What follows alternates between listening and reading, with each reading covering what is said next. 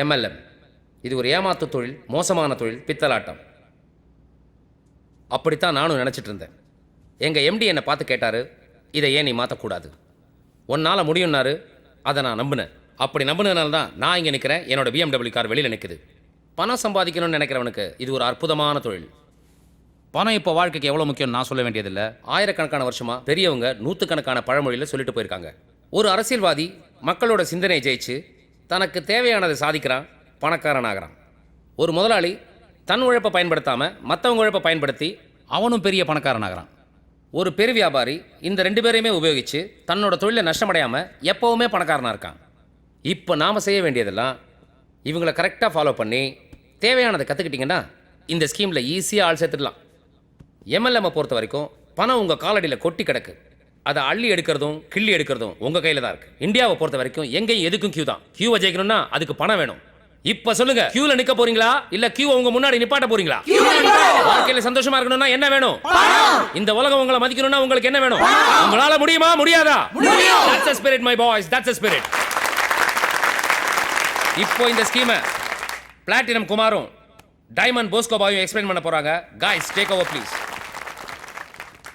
Midas touch எம்மலம். Midas டச்னா என்ன? மிடாஸ்ங்கிற பேர்சிய மன்னன் எதை தொட்டாலும் தங்கமா மாறுமாம். அதே மாதிரி நம்ம கம்பெனியும் எந்த பிசினஸை தொட்டாலும் தங்கமா மாறும். நம்மளுடைய பெருமைக்குரிய அறிமுகம் மேஜிக் பேர்ல்ஸ். இது பார்க்க உங்களுக்கு சாதாரணமா இருக்கும், ஆனா முழுக்க முழுக்க மருத்துவ குணம் வாய்ந்த தண்ணீர். இது அமெரிக்காவில் ஒரு ஏரியிலிருந்து எடுத்து இந்தியாவுக்கு எக்ஸ்போர்ட் பண்றாங்க. அந்த ஏரி 10,000 கோடி ரூபாய்க்கு ஏலம் போயிருக்கு. இத நெட்ல பாத்தீங்கன்னா நீங்களே தெரிஞ்சுக்கலாம். இதுல மொத்தம் 1000 துளிகள் இருக்கு. ஒரு துளி 1 ரூபாய், 1000 துளி 1000 ரூபாய். முதல்லாம் பாத்தீங்கன்னா என்னோட கைகளை இப்படி முன்னாடி நீட்ட முடியாது, பயங்கரமா நடுங்கும். இந்த தண்ணிய டெய்லி ஒரு துளி தண்ணியில கலந்து குடிச்சேன். இப்ப என்னுடைய கரங்கள் இரும்பு மாதிரி ஆயிருச்சு. இன்னொரு விஷயம், இந்த தண்ணீர் கேன்சரை குணப்படுத்தும் நிரூபிச்சிருக்காங்க. வாங்க வாங்க, ஃப்ரீயா சாப்பிடுங்க. அவங்களுக்கு கொஞ்சம் ஃபிஷ் வைங்க, நல்லா சாப்பிடுங்க சார். டீ மாப்ள, வெறும் சொத்தி இப்படி திங்காத மாப்ள. அந்த பக்கம் ஸ்வீட்டு சேலட்ல இருக்கு, ஒரு இப்படி பிடிச்சிடலாம். ஆமாடா மாப்ள, சோத்தே எப்படி போடுறாங்கன்னா பெரிய கம்பெனியா இருப்பாங்க போடுறா. சேர்ந்துருவோம்டா, கண்டிப்பா சேர்ந்துருவோம்.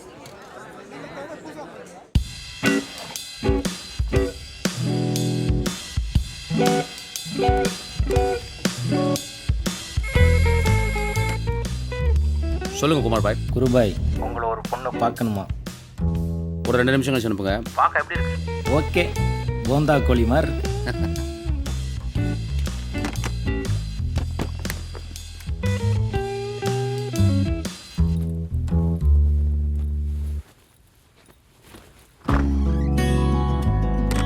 अरे भाई साहब, काम कब तक पहुंचाएगा?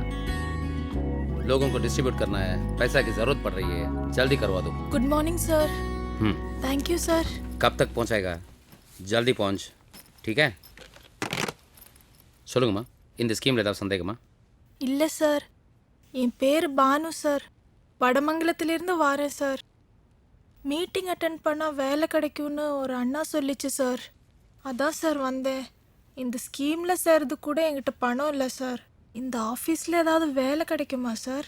சாரிம்மா, இது எம்எல்எம் ஆஃபீஸ், இங்கெல்லாம் வேலை கிடைக்காது. ப்ளீஸ் சார், எங்கள் ஃபேமிலி ரொம்ப கஷ்டப்படுற ஃபேமிலி சார். நானும் வயசான எங்கள் அப்பா மட்டும்தான் சார். வசதி இல்லாதால பிகாம் செகண்ட் இயரோட டிஸ்கண்டினியூ பண்ணிட்டேன் சார். ரொம்ப சின்சியராக வேலை பார்ப்பேன் சார். Please sir, please. சரி, 2 நாள் கழிச்சு வாங்க. சரிங்க சார். 5000 ரூபாய் அட்வான்ஸ் கொடுக்க சொல்கிறேன்.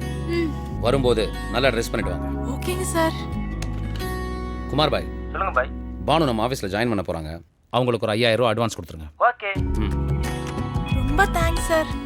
இன்னும் வேலைக்கே சேராம அதுக்குள்ள அட்வான்ஸ். நீங்கள் ரொம்ப நல்லவங்க sir. All the best. Thank you sir. வரேன் சார்.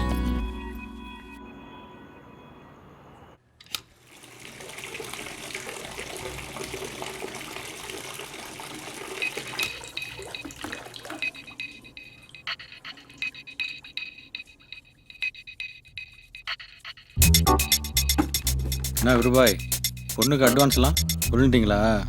காரணம் இல்லாமல் ஏதாவது செய்வேனா போஸ்கோ பாய்? விஷயம் இருக்குது. இல்லையே, பொண்ணை பற்றி பேசும்போது முகம் மாறுதே குருபாய். கலெக்ஷன்லாம் எப்படி போயிட்டுருக்கு? பெருசாக இல்லை. எதுக்கு அட்வான்ஸ்னு கேட்டிங்கல்ல, எல்லாம் கலெக்ஷன் அதிகப்படுத்த தான். கலெக்ஷனை அதிகம் பண்ண அந்த பொண்ணு என்ன பண்ண குருபாய்? என் பேர் பானு, எங்கள் ஊர் வடமங்கலம். முதல்ல நான் ரொம்ப கூச்ச சுபாவமாக இருந்தேன். ஆனால் எம்டி ஸ்பீச் கேட்டதுக்கப்புறம் எனக்கு என் மேலே ஒரு நம்பிக்கை வந்துருச்சு. ஹார்ட் ஒர்க் பண்ணேன். இப்போ 51 பேரை சேர்த்துருக்கேன். இப்போ நான் சில்வர் ஆயிட்டேன். அடுத்து கோல்டு, பிளாட்டினம், க்ரௌன் ஆகணும். அதான் என் எய்ம். நன்றி. Please give her a big hand. எப்படி மேடம் 3 நாள் 50 பேர்? ஹார்ட் ஒர்க் பண்ணணும். நான் தான் உங்க MD சொன்ன டைமண்ட் மாதிரி போஸ்கோ. செஞ்சாலே போதும். அடுத்ததா நம்ம கம்பெனி பேஸ்ட், ஆயில், சோப் எல்லாத்தையும் இன்ட்ரடியூஸ் பண்ண போகிறோம். இந்த பேஸ்ட்டோட விலை 200 ரூபாய். இது மற்ற பேஸ்ட் மாதிரி இல்லாமல் கொஞ்சமாக யூஸ் பண்ணால் போதும். அதோட ஒரு மாத்திரையை இன்ட்ரடியூஸ் பண்ண போகிறோம். அந்த மாத்திரையோட விலை ஜஸ்ட் 2000 ஒன்லி. இது சுகரை கண்ட்ரோல் பண்ணுற வல்லமை கொண்ட மாத்திரை. மாமா இது ஒன்று போதும். காசு உன் காலிக்கில் கொட்டி கிடக்கும். என்ன காசா? இப்போ இல்லையா வருங்காலத்துல அள்ளி எடுக்கிறதும் கிள்ளி எடுக்கிறதும் உன் கையில் தான் இருக்கு. மேஜிக் பேர்ல் மாதம் 25,000 ரூபா சம்பாதிக்கிறேன். சொந்தக்காரனாச்சே, அதான் உன்னை சேர்த்துலான்னு பார்க்குறேன். ஒழுங்கா சேர்ந்துக்கோ. இந்த மருந்து கேன்சரை குணப்படுத்துமா, எய்ட்ஸுக்கே இதை பயன்படுத்தலாமான்னு ஆராய்ச்சி பண்ணிட்டு இருக்காங்க. நீங்கள் மட்டும் மீட்டிங் அட்டன் பண்ணி பாருங்க, அப்படியே மாறிடுவீங்க. 51 பேரை சேர்க்காம இப்படி பொய் சொல்றது தப்பு இல்லையா சார்? தப்பே இல்லை Banu, you are a motivator. உங்கள் ஸ்பீச் கேட்ட பிறகு இன்னும் ஈடுபாடோட ஒர்க் பண்ணுவாங்க. கான்ஃபிடன்ஸ் லெவல் அதிகமாகும். ஒரு வில்லேஜ் பொண்ணாலே இவ்வளோ விஷயங்கள் செய்ய முடியும் போது நம்மளால செய்ய முடியாதான்னு ஹார்ட் ஒர்க் பண்ணுவாங்க. அதான் நீங்க பயங்கர டேலண்ட் சார். நீ கூட தான் பானு, பிரமாதமாக பேசிட்டல. Very good.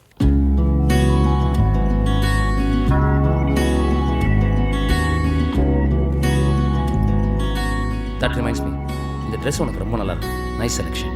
போங்க சார், நீங்க பொய் சொல்றீங்க. நிஜமாக தான் பானு. இனிமேல் இந்த மீட்டிங்லாம் நீங்களே ஆர்கனைஸ் பண்ணலாம். இன்னைக்கு எத்தனை பேர் புதுசா வந்திருக்கீங்க? உங்களை எல்லாம் யார் இங்க கூட்டிட்டு வந்தது? கேர்ள்ஃப்ரெண்டு. தப்பு. உங்களை இங்க கூட்டிட்டு வந்தது கடவுள். கடவுள் கொடுத்த வாய்ப்பு இது. கொஞ்ச நாளைக்கு முன்னாடி வரைக்கும் என்ற வருமானம் 1500 ரூபாய். வாடகை வீடு, ரொம்ப கஷ்டம். அப்பதான் எம்டியை மீட் பண்ணேன். அவர்கிட்ட என்னோட கஷ்டத்தை சொன்னேன். அப்ப அவர் ஒரு வார்த்தை சொன்னார். உங்க ஒவ்வொருத்தருக்குள்ளேயும் ஒரு அம்பானி, டாடா பில்லா, பில் கேட்ஸ் இவங்கெல்லாம் இருக்காங்கன்னு. அதை நீங்க உணரணும்னா உங்களுக்குள்ள இருக்கிற எரிமலைய அன்லாக் பண்ணுங்க. Unlock your energy. உங்களை ஜெயிக்க இந்த உலகத்துல யாருமே இல்லைன்னு சொல்லி போராடுங்க. சார், நான் ஸ்டேஜ்ல கரெக்டா பேசினேனா? நீ இனிமேல் ஸ்டேஜில் பேசாத பானு. ஏன் சார்? விட்டா என்னையே காலி பண்ணுற போல இருக்கு. சார் போங்க sir. I'm Royal, all the way from Canada. Actually, I'm 110 years old. Tell them. என்னுடைய பெயர் ராயல். நான் வந்து கனடால இருந்து வரேன். எனக்கு வயசு 110. ஆனா இந்த மேஜிக் பல் சாப்பிட்டதுக்கு அப்புறம் 60 வயசு போல தான் தெரியுதுன்னு சொல்றாங்க. Many young ladies are coming forward to marry me. சொன்னா நம்ப மாட்டீங்க. இப்ப கூட சின்ன வயசு பொண்ணுங்கள்லாம் என்ன கல்யாணம் பண்ணிக்கங்க, என்ன கல்யாணம் பண்ணிங்கன்னு சொல்லி ரொம்ப தொந்தரவு பண்றாங்க. பார் சண்முகம், ஃபாரின் கம்பெனி. அப்படியா? எங்களுக்கு 400 பிரான்ச். 200 நாட்டில் எங்களுக்கு பிரான்ச்சஸ் இருக்கு. அங்கே பார் எவ்வளோ பெரிய ஆஃபீஸ், பக்கத்தில் பார் ஃபாரின் டைப் பாத்ரூம். இந்த மேஜிக் பேர்ட்ஸ் வாங்கி சாப்பிட்டீங்கன்னா உன் நரம்பு தளர்ச்சி பூரா நின்று மண்டையில் குட்டின முடியலாம் முளைக்கும். அதை விடு 4 வாங்கினா ஒன்று ஃப்ரீ. ஊருக்கே நீ தான் இன்சார்ஜ். இவர் பார்க்கறதுக்கு கரடமோட மீசை வச்சு கிராமத்துலேருந்து வந்த ஒரு மாதிரி தெரியுறாருல்ல. இவர் தான் உழைப்பால் உயர்ந்த ஜூனியர் அம்பானி. 2 வருஷத்துக்கு முன்னாடி வரைக்கும் நான் கவர்மெண்ட்ல வேலை பார்த்துட்டு இருந்தேன். எம்எல்எம் மீட்டிங் அட்டென்ட் பண்ணேன். 2 மாசம் கழிச்சு என் மேனேஜர் கிட்ட ஒரு கவர் கொடுத்தேன். என்னோட ராஜினாமா லெட்டர். கவரை பிரிச்சு பார்த்துட்டு உங்களுக்கு என்ன பைத்தியம் பிடிச்சிருக்குன்னு கேட்டார். ஆமா சார், எம்எல்எம் பைத்தியம் பிடிச்சிருக்குன்னு சொன்னேன். அதே மாதிரி எம்எல்எம் பைத்தியம் உங்க எல்லாருக்கும் பிடிக்கணும். லெஃப்ட்ல 2 பேர், ரைட்ல 2 பேர். மாசம் 1000 டிவி பணம். பணம் பணம் பணம் பணம் பணம் பணம் பணம்.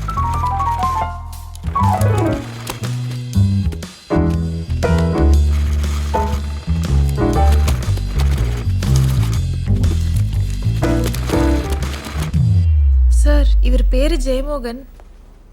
டவுன்ல அனாதை இல்லம் ஸ்கூலெல்லாம் நடத்துறாரு. நான் கூட அங்க வாலண்டியரா இருந்தேன். That's nice. சொல்லுங்க, என்ன பண்ணணும்? ஒன்றும் இல்லை சார், ஒரு சின்ன ஹெல்ப்பு. 2-3 குழந்தைங்களோட படிப்பு செலவை அடாப்ட் பண்ணிக்க முடியுமான்னு கேட்குறாங்க. தாராளமாக பண்ணலாம் பானு. நான் சொல்லலை எங்க சார் ரொம்ப நல்லவங்கன்னு. Thank you sir. வெல்கம். ரொம்ப நன்றி சார். வரேன் சார். அந்த பொண்ணுக்கு ரொம்ப கருணை காட்டுற குரு. கருணை காட்டுறது மேட்டர் இல்லை குமார். அந்த கருணை எப்படி காசாக்குறதுன்னு யோசி. தெரியலன்னா நாளைக்கு ஸ்டேஜில் பாரு.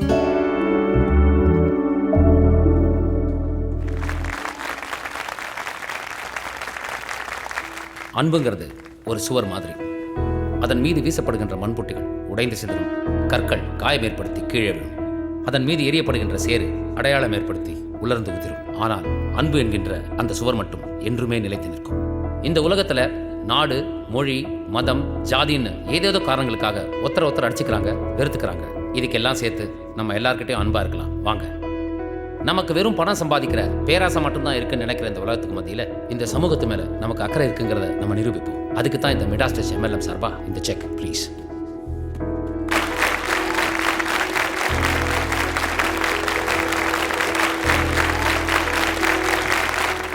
All the best. Congrats sir. One second sir, ஒரே ஒரு ஃபோட்டோ. பானு இங்க வா. என்ன பாப்பா? சரி தூக்கிறேன் வா.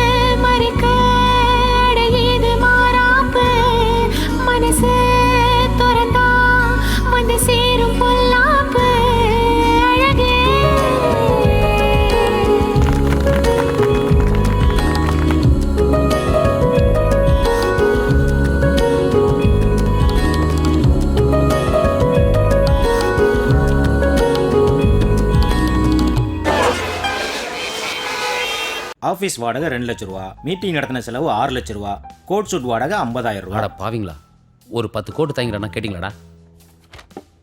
சரி, மொத்தம் எவ்வளோ கலெக்ஷன்? 90 லட்ச ரூபா.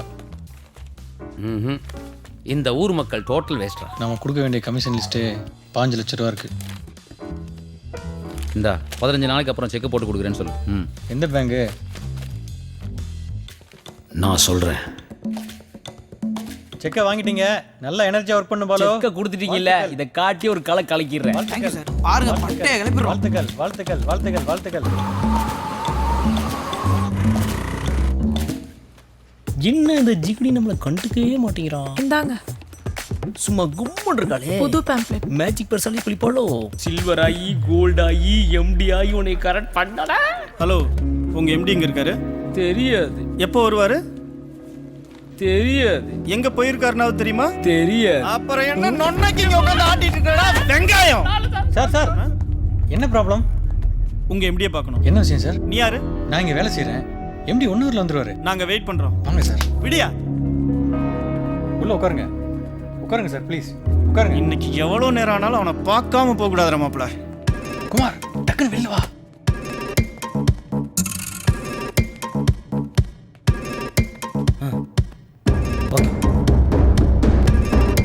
மாப்ள, நாங்க அவங்க ஆபீஸ்ல தான் வெயிட் பண்றோம். எடுத்துங்க சார். நமக்கே அல்வா கொடுக்க பாக்குறாங்கடா.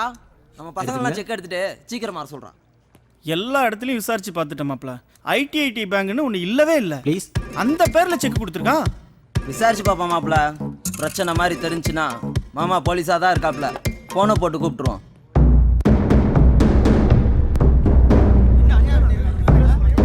செக்க ஃபேக்னு சொல்றாங்க. சீக்கிரம் குருக்கு போன் போடு.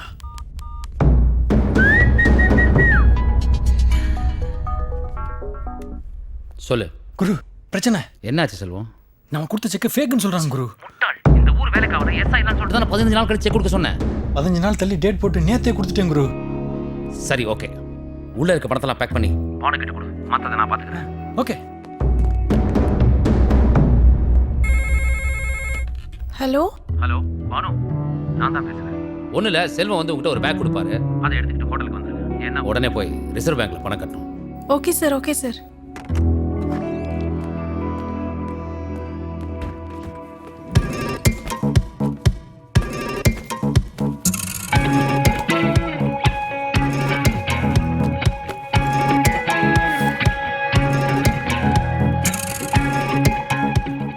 தெரியும் இவங்க எப்படி தான் வரட்டு இன்னைக்கு அவனை கந்தலாக்கிடுறேன். யாரும் தெரியல வந்து கலட்டா பண்ணிட்டு இருக்காங்க. ச்சே. என்ன இவ்வளவு கூட்டமா நின்னுட்டு இருக்கீங்க? உள்ள போய் உட்காருங்க. நீ யாருமா? எம்டியோட செக்ரட்டரி. அந்த ஃப்ராட தான் பார்க்க வந்திருக்கோம். அடுத்தவன் காசுக்கு அலையறான். யாரை பார்த்து ஃப்ராட்னு சொல்றீங்க? நம்மள மாட்டி விடாம போக மாட்டா போடுறா. அவரை பத்தி உங்களுக்கு என்ன தெரியும்? கொஞ்சம் பொறுமையா இரு. பணம் முதல்ல வெளில போட்டும். எத்தனை பேருக்கு எங்க சார் நல்லது பண்ணிருக்காரு தெரியுமா? முட்டாள்தனமா பேசாதீங்க. எனக்கு இப்பதான் ஃபோன் பண்ணாங்க. இன்னும் 1 ஹவர்ல வந்துருவாரு. பணம் எல்லாம் அவருக்கு ஒரு பெரிய விஷயமே கிடையாது. பானு அவங்க ஏதோ தெரியாம பேசுறாங்க. முதல்ல நீங்க போங்க சார். ப்ளீஸ் கொஞ்சம் வெளியிடுங்க. எங்க எம்டி இப்போ வந்துருவாரு. எல்லாரும் உள்ள போய் உட்காருங்க. சார் ப்ளீஸ் உள்ள போய் உட்காருங்க சார். சொல்றது கேளுங்க. எம்டி ரொம்ப நல்ல ஒரு டேய் வாங்கடா. இன்னைக்கு மட்டும் அவன் வராம சார் ப்ளீஸ் உள்ள போய் உட்காருங்க. அப்புறம் பாத்துக்கலாம். உட்காருங்க. டேய் என்னடா இது சேர்ந்த உடனே சொதப்புது.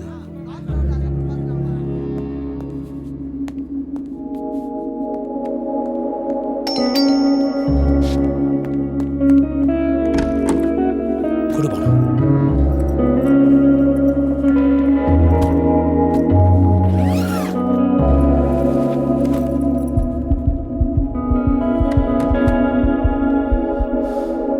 தேங்க்ஸ் பானு. எதுக்கு சார் தேங்க்ஸ்லாம்? சார் ஆஃபீஸில் ஒரு 10 பேர் வந்திருக்காங்க சார். உங்களை பற்றி தப்பாக பேசினாங்க. நல்லா திட்டி விட்டுட்டேன். ஃப்ராடு. மனுஷங்க இப்படி இருக்காங்க பாருங்க சார். உங்களை போய் ஏமாத்துக்காருன்னு. கரெக்டாக தானே சொல்லியிருக்காங்க பானு. நாம் அவங்கள ஏமாற்ற தானே போகிறோம். விளையாடாதீங்க சார். விளையாடல பானு. ஏமாத்துறது தான் என் தொழில். ஏன் சார்? பணம் பானு, பணம் முக்கியம் இல்லையா? ஏமாத்துறது தப்பு இல்லையா சார்? குற்ற உணர்ச்சி இல்லாம பண்ற எதுவுமே தப்பு இல்லை பானு. உங்களை ரொம்ப நல்லவர் நினைச்சேன் சார். உனக்கு புரியல பானு. வா உனக்கு ஒரு குட்டி கதை சொல்கிறேன். இப்படி யாருக்கும் ஏன் எதுக்குன்னு விளக்கம் சொன்னதே இல்லை. உன்னை எனக்கு என்னவோ ரொம்ப பிடிச்சிருக்குன்னு நினைக்கிறேன். உக்கார். அப்புறம் நான் இந்த கதையை என் மேலே பரிதாபம் வரணுன்னோ இதுக்காகத்தான் இதை செய்கிறேன்னு சொல்கிறதுக்கோ இல்லை. என் வாழ்க்கையில் நடந்த சம்பவங்கள் மூலமாக நான் எது வாழ்க்கைன்னு கற்றுக்கிட்டேன். சுமார் ஒரு 25 வருஷத்துக்கு முன்னாடி நாங்கள் சென்னையில் ஒரு குடிசை பகுதியில் குடியிருந்தோம். நாங்கன்னா நான், அம்மா, அப்பா, குட்டி பாப்பா சாரு. ரொம்ப சந்தோஷமான குடும்பம் எங்களோடது. எங்கள் அப்பா அம்மாவோட ஒரே ஆசை நான் நல்லா படிக்கணும். நீ படித்து தாண்டா நம்ம குடும்பத்தை மேலே கொண்டு வரணும்னு எங்கள் அம்மா சொல்லிக்கிட்டே இருக்கும். டாக்டராண்ட ஊசி போட போனால் கூட டேய் எப்படியாவது படித்து டாக்டர் ஆயிடுறான்னு சொல்லுவாங்க. நான் தான் எங்கள் அம்மா அப்பாவுக்கு பேர் எழுத கையெழுத்து போடலாம் சொல்லி கொடுத்தேன். கையெழுத்து போட்டு சம்பளம் வாங்கிட்டு வந்த அன்றைக்கி எங்கள் அப்பாவுக்கு ஒரே சந்தோஷம். செம்ம குடி மேஸ்திரி மிரண்டான்னு சொல்லினே இருந்தார்.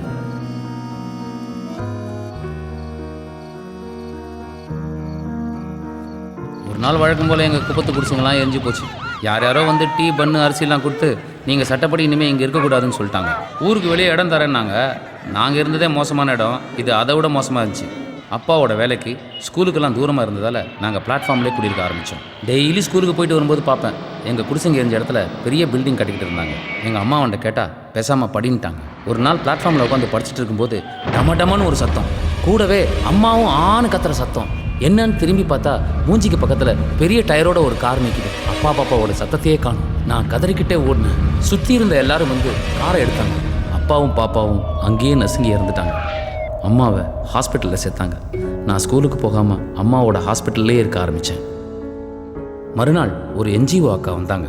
உங்களுக்கு நியாயம் கிடைக்காம விட மாட்டேன்னு அம்மா கிட்ட கையெழுத்து வாங்கினாங்க. ஆக்சிடெண்ட் பற்றி பேப்பர்லலாம் வந்துச்சு. கேஸ் போட்டாங்க. உங்களுக்கு நிறைய பணம் கிடைக்குன்னு சொன்னாங்க. ஆனால் எங்கள் அம்மா என் பையனை படிக்க வச்சா போதும்னாங்க. எல்லாத்தையும் நான் பார்த்துக்கிறேன்னு சொல்லி அம்மாவுக்கு ஆறுதல் சொன்னாங்க. ரொம்ப நல்ல அக்கா. என்னை கோர்ட்டுக்கு கூட்டிகிட்டு போனாங்க. கொஞ்ச நேரத்தில் 4-5 பேர் வந்தாங்க. வெள்ளை ட்ரெஸ் கருப்பு ட்ரெஸ் போட்ட ஆளுங்க. அவங்க அந்த அக்காவோட புருஷன் எல்லாரும் ஒரு ரூமுக்குள்ளே போனாங்க. நான் வெளியே நின்று ஜன்னல் வழியாக வேடிக்கை பார்த்துக்கிட்டு இருந்தேன். உள்ளே என்னென்னமோ பேசிகிட்டு இருந்தாங்க. கொஞ்ச நேரத்தில் எல்லாரும் சிரிச்சுக்கிட்டே வெளியே வந்தாங்க. அந்த அக்கா என் தலையை சிலுப்பி ஸ்வீட் பாய் நான் எல்லாம் பேசிட்டேன், அவங்க பார்த்துப்பாங்கன்னு பெட்டியோடு போயிட்டாங்க. நான் மட்டும் தனியாக கோர்ட்டில் நின்று ரொம்ப நேரம் அங்கேயே நின்றுட்டு என்ன பண்ணுறதுன்னு தெரியாமல் ஹாஸ்பிட்டலுக்கு வந்தேன். அம்மா கூட ஹாஸ்பிட்டல்லே இருந்தேன். அம்மாவுக்கு உடம்பு ரொம்ப மோசமாக ஆரம்பிச்சிது. டெய்லி 10 நாளுக்கு முதுகுத்தண்டில் ஊசி போடணும். இங்கே மருந்து இல்லை, வெளியே போய் வாங்கிட்டு வான்னு சொன்னாங்க. எனக்கு யார்கிட்ட பணம் கேட்குறதுன்னு தெரியல. வழியில் அம்மா துடிப்பாங்க. நர்ஸக்கா இங்கே வந்து ஏன் என் உயிரை வாங்குற அப்படின்னு திட்டிட்டு போவாங்க.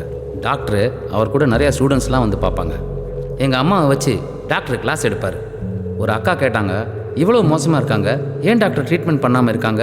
நம்மக்கிட்ட மருந்து இல்லைன்னாரு டாக்டர். அதுக்கு அந்த அக்கா இங்கிலீஷில் ஏதோ பேச, don't talk too much, learn from object, earn from ப்ராஜெக்ட்ன்ட்டு போயிட்டார். எனக்கு அப்போ ஒன்றும் புரியல. காசு இல்லாத உடம்ப வச்சு கற்றுக்க, காசு இருக்கிற உடம்ப வச்சு சம்பாரின்னு சொல்லியிருக்காப்புல. 500 ரூபாய் ஊசி போட காசு இல்லாமல் ஒரு நாள் அம்மா செத்து போனோம். அடக்கம் பண்ண கூட காசு இல்லை. கடைசியில் எங்கிட்ட எங்கள் அம்மாவை அனாதை போனன்னு கையெழுத்து வாங்கிட்டு போனாங்க.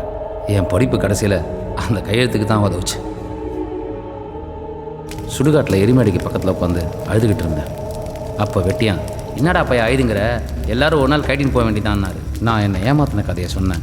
உன்னை ஏமாத்தினவனை எதிரே நினைக்காதா, ஒரு வகையில் அவன் உனக்கு குரு. ஏன்னா அவன் உனக்கு வாழறதுக்கு ஒரு தந்திரம் சொல்லி கொடுத்துக்கிறான்னாரு. கொஞ்ச நாள் அழுதுட்டு அமைதியாயிட்டேன். பசி, எந்நேரமும் பசி. ஏன் இப்படின்னு யோசிச்சா எல்லார்கிட்டையும் எல்லாத்துக்கும் காரணம் இருந்துச்சு. கார் எத்தனவன் பிளாட்ஃபார்ம் படுக்கிறதுக்கான்னு கேட்டான். டாக்டர் மருந்து இல்லைன்னாரு. ஒருத்தர் குறை சொல்லிக்கிட்டே இருந்தாங்க. நம்மால் இது எதையும் மாற்ற முடியாது, ஆனால் இதிலேருந்து தப்பிக்க முடியும். நிறைய பணம் சம்பாதிக்கிறது மூலமானு நினச்சேன். எப்படி பணம் சம்பாதிக்கிறதுன்னு கேட்டால் கடுமையாக உழைக்கணுன்னாங்க. நான் பயங்கரமாக உழைப்பேன், 16-18 மணி நேரம். அப்போ பார்க்கணுமே இந்த காந்தி பாபுவை, ஓடுவான் ஓடி வருவான். ஒன்றுமே நடக்கலை. ரொம்ப நாள் கழிச்சு தான் எனக்கு புரிஞ்சுது, நாம் உழைச்சா பணக்காரன் ஆக முடியாது, மற்றவங்க உழைப்பை எடுத்துக்கிட்டால் தான் பணக்காரன் ஆக முடியும்னு. அப்போ தான் ஒரு விளையாட்டை பார்த்தேன். 3 பிஸ்கட்டில் 1ல் ரஜினி படம் இருக்கும். கரெக்டாக வச்சு ஆடினா 10க்கு 20, 50க்கு 100ன்னு கிடைக்கும். ஆட ஆரம்பித்தேன். மொத்த பணமும் காலி. குறிப்பிட்ட சில பேர் மட்டும் ஜெயிச்சுக்கிட்டே இருந்தாங்க. அவங்கள கவனிக்க ஆரம்பித்தேன். ஆட்டம் முடிஞ்சதும் அவங்கள ஃபாலோ பண்ணேன். ஒரு இடத்துல நின்று பணத்தை பிரிச்சுக்கிட்டாங்க. ஆடினவன் ஜெயிச்சவன் எல்லாருமே ஒன்று தான். இடையில் வந்தவங்க தான் கோமாளி. எனக்கு பயங்கர கோவம் வந்துச்சு. அவங்கக்கிட்ட கேட்கலான்னு போனேன். உன்னை ஏமாத்தினவனை எதிரே நினைக்காதுன்னு சுடுகாட்டில் வெட்டியான் சொன்னது ஞாபகம் வந்துச்சு. அந்த செகண்டே நான் என்ன பண்ண போகிறேங்கிறத தீர்மானம் பண்ணிட்டேன்.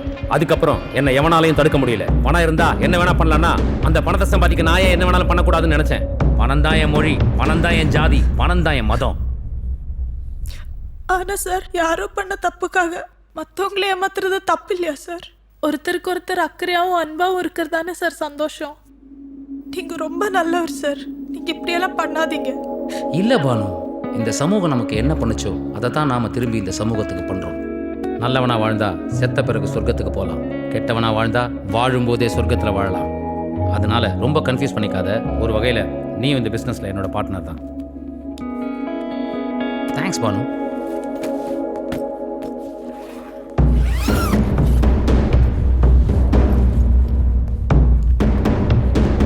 அப்புறம் நான் உன்னை ஏமாத்திட்டு தான் நினைக்காத.